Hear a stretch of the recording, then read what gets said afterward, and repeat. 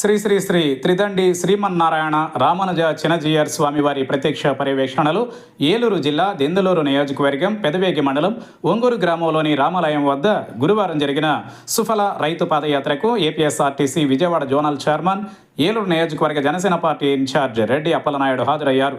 పాదయాత్ర నిమిత్తం తొలుత ఆలయానికి విచ్చేసిన శ్రీ చినజీయర్ స్వామి వారికి అప్పలనాయుడు ఘనంగా స్వాగతం పలికారు. రామాలయంలో ప్రత్యేక పూజలు నిర్వహించిన అనంతరం భక్తులను ఉద్దేశించి స్వామివారు ప్రసంగించారు. మన కోసం, మన ఊరి కోసం, రైతు సంక్షేమం కోసం ఈ పాదయాత్రను నిర్వహిస్తున్నట్లు తెలిపారు.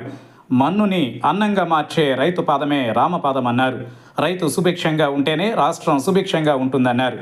ఈ పాదయాత్ర ఒంగూరు రామాలయం నుండి పెదవేగి మండలం మీదుగా దిబ్బగూడెంలో ఉన్న రైతు నాయకులు ఉప్పలపాటి చక్రపాణి వ్యవసాయ క్షేత్రం వరకు సాగింది.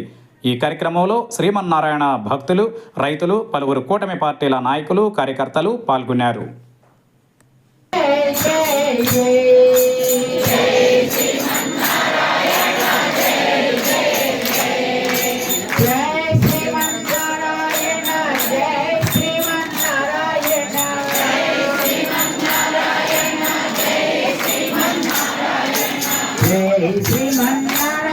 అవుతుంది.